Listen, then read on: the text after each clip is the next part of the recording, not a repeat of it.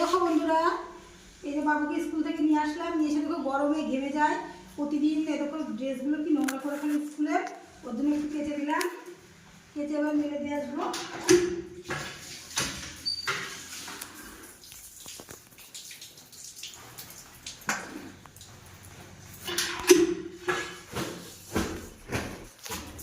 এখন কেচে দিলে উপরে টানিয়ে দিলে শুকিয়ে যাবে, কালকে আবার নতুন ধোয়া ড্রেস করে স্কুলে যেতে পারবে। বাচ্চা তো কি নোংরা করে ফেলে সবাই জানো, সবারই বাচ্চা আছে, ওদের তো কিছু বলাও যায় না, খেলাধুলা তো করবেই, তাই না?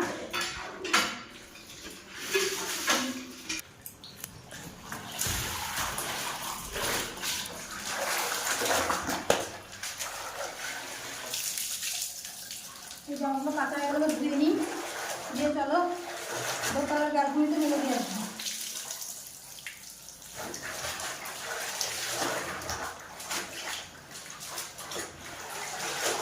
একটা ড্রেস ছিল এটাও দিয়ে দিলাম।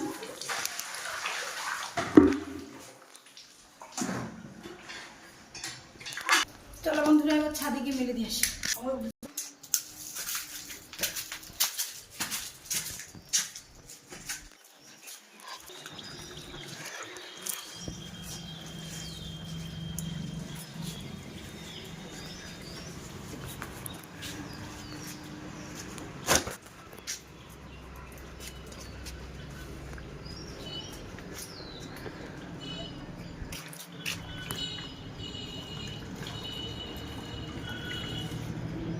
কালো দিয়ে যাবে, ধোয়া জামা কাপড় পরে পরিষ্কার জিনিস পরে ছেলে স্কুলে যেতে পারবে।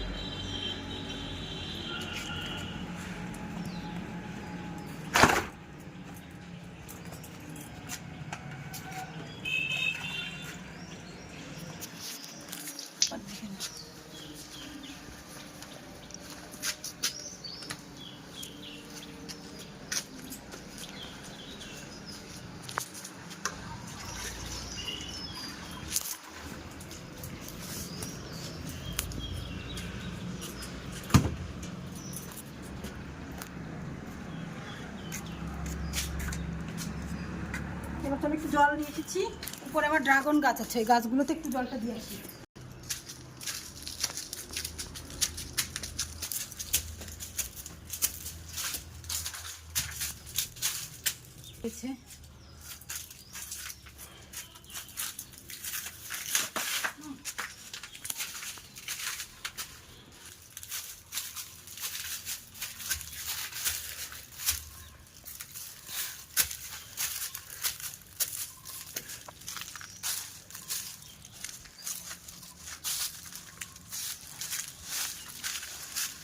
ড্রাগন গাছে ফল হবে কি? কালকে আমি কিছুটা ড্রাগন গাছের এখান থেকে ডাল কেটে নিয়ে গিয়ে নিজে লাগিয়েছি।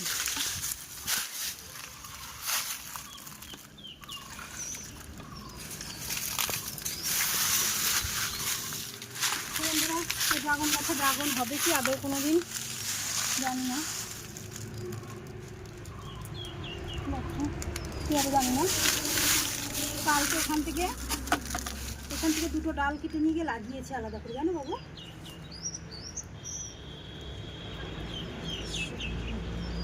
এখান থেকে দুটো এরকম ডাল নিয়ে গিয়ে নিচেই লাগিয়েছি। ওটাই যদি হয়, এটা আবার কি গাছ? সুন্দর ছোটো ছোটো ফল হয়েছে। কি এগুলো কি গাছ বন্ধুরা? এটাকে কি গাছ বলে জানি না, ফলগুলো পেকে উঠছে। দেখো কি সুন্দর, দেখো কত পাতা পড়েছে বাবা, পাতাগুলো সব নিয়ে যেতে বলতে হবে। গাছগুলো খুব সুন্দর।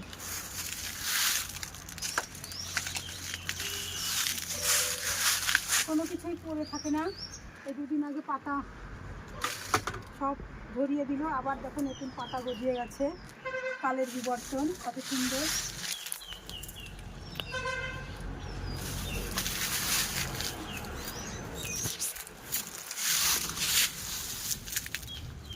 কত পাতা হয়েছে, কত পাতা হয়েছে। এখন ছাদগুলো পরিষ্কার করতে হবে বন্ধুরা। আমার তো যেহেতু জ্বালানির ব্যবস্থা নেই, আমি কত বলতে হবে নিয়ে যাওয়ার জন্য ব্যবস্থা নেই যে আমি জাল দেবো, বলতে হবে কাউকে গুছিয়ে নিয়ে যাওয়ার জন্য, গুছিয়ে নিয়ে যাবে ঝাড় দিয়ে।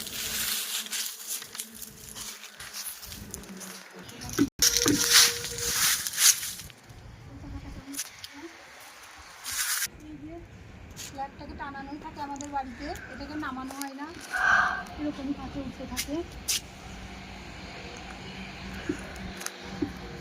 আমাদের গাছে কত তুলো হয়েছে,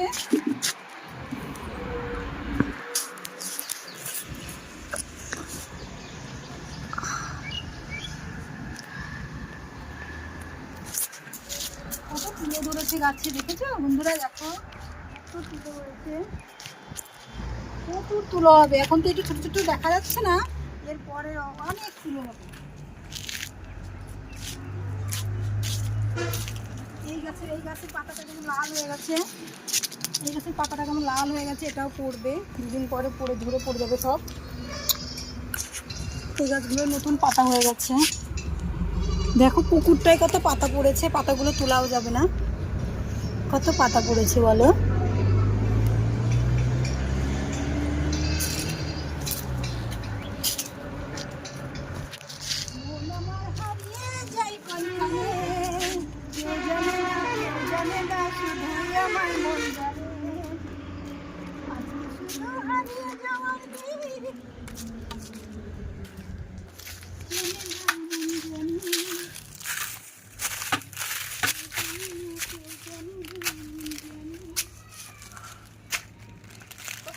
পাতা গাছ ছাদে তো ওঠা হয় না, দেখো কি সুন্দর লাগছে পাতাগুলো।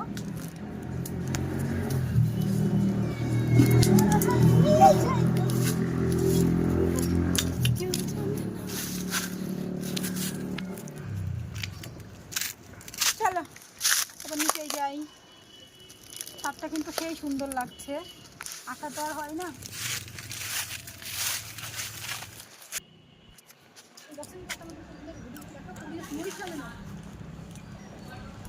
কি সুন্দর লাগছে দেখো,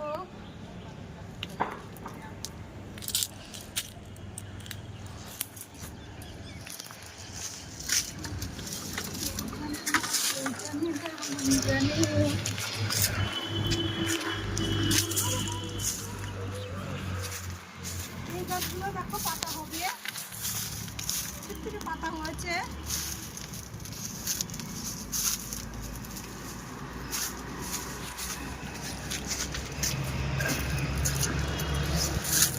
আসো বন্ধুরা নিচে চলে যাই।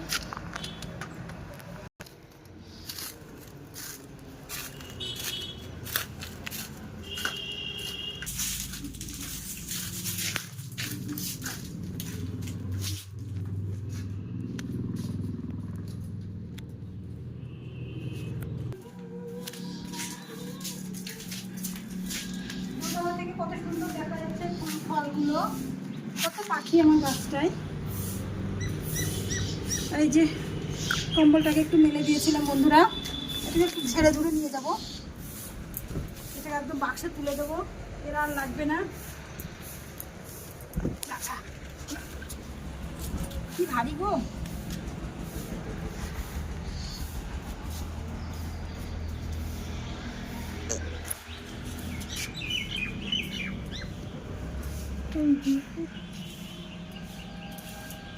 ভাঁজ করে তুলে নিয়ে যে একদম তুলে দেবো গো বন্ধুরা।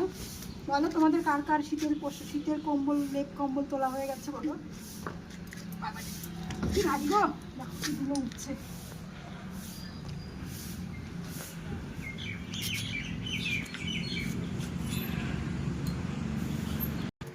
দেখো গোছানো হয়ে গেল, এটাকে আবার মাথায় করে নেবো।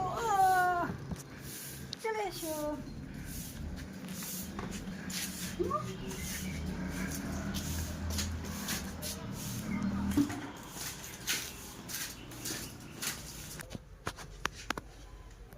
এই দেখো বন্ধুরা সেই কলাগুলো পেকে গেছে, এরকম রেখে দিয়েছি, নাহলে সব পচে যাবে। আর সবাইকে দেওয়া হয়েছে, আর এই কটা আছে। দেখি আমার বাবুকে খেতে যা মিষ্টি হয়েছে বাড়ির, সেই কিন্তু খেতে কিন্তু সেই মিষ্টি হয়েছে, জানো তো বন্ধুরা। কলাগুলো তো পুষ্ট হয়নি, ভালো ভালোগুলো সবাইকে দেওয়া হয়েছে।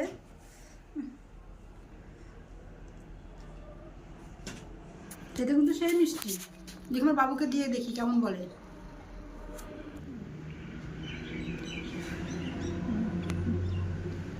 যাদের যাদের বাড়ি কলা আছে এরকম ঝুলিয়ে রাখবে, এরকম ঝুলিয়ে রাখলে অনেক দিন কলা থাকলে নষ্ট হয় না।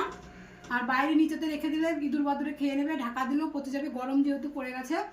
এরকম ঝুলিয়ে রাখলে হাওয়া বাতাসটা পাস হবে, বেশি একটা নষ্ট হয় না। ঠিক আছে, এ দেখো বন্ধুরা আমার বাবু কলা ছিঁড়ে খাচ্ছে। বাবু খেয়ে দেখো তো কেমন মিষ্টি আছে।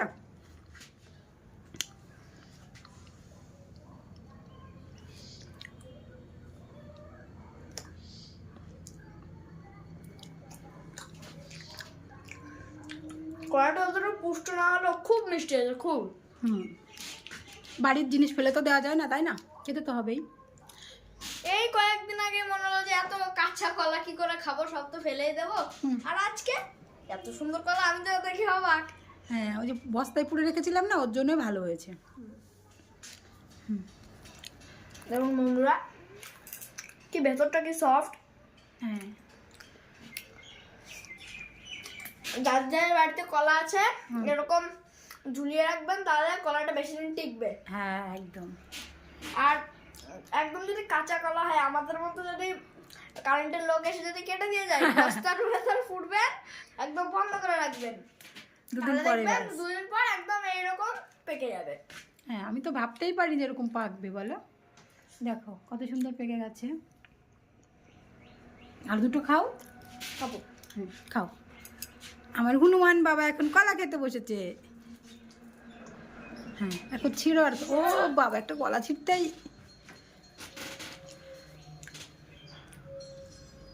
খাও, বসে বসে খাও। খাও। আমি যে যে পদ্ধতিটা বললাম এরকম করবে, দেখবেন কলা বেশি দিন টিকবে আর তাড়াতাড়ি কলাটা পাকবে। খেতেও সুস্বাদু হবে। কার্বাইড দিতে হবে না, সেগুলো তো সব সার দিয়ে বড় করা হচ্ছে, তাহলে সেখানে তো কিছু একটা তো ফল থাকবেই। তার এটা ঘরোয়া পদ্ধতিতে করবেন, দেখবেন কলাটা একদম পুরো গ্রামীণ ভাবে ঘরোয়া পদ্ধতিতে হবে। খুব পুরো এই কলা ওইরকম ভাবে কার্বাইড দিয়ে কোনোদিন ফাঁকাবেন না, তাহলে স্বাস্থ্যের জন্য ক্ষতিকারক। আর এরকম বস্তায় পুরো যদি ভালো করে ঘরোয়া পদ্ধতি, স্বাস্থ্যের জন্য খুবই উপকারী এটা। আর পাকবে এবং স্বাস্থ্যের জন্য খুব উপকারী। আর অনেকদিন কলা না পচে টিকবে। যদি আমরা নিজের জিনিসই আমরা খাচ্ছি, কেন আমরা জেনে শুনে নিজের ক্ষতি করে কেন আমরা কেমিক্যাল করে খাবো? এত সুন্দর পদ্ধতিতে যদি কলা পাকে এবং এত সুন্দর টেস্টি হয়, তাহলে কেমিক্যাল দেওয়ার তো কোনো দরকারই হয় না। না বন্ধুরা, টাটা। আমি খাই আর তোমরা এরকম ভাবে পাকিয়ে দেখবে, অনেক মিষ্টি হবে। কে কে এত সুন্দর কলাগুলো খেতে চান, আমাদের বাড়িতে চলে আসুন। আর আমি যতক্ষণ কলা খাই, সবাই সুস্থ থাকবেন। টাটা, বাই বাই, নমস্কার। আমি রাজদীপ, আর চ্যানেলের নাম অঞ্জনা শর্ট ব্লগ। টাটা।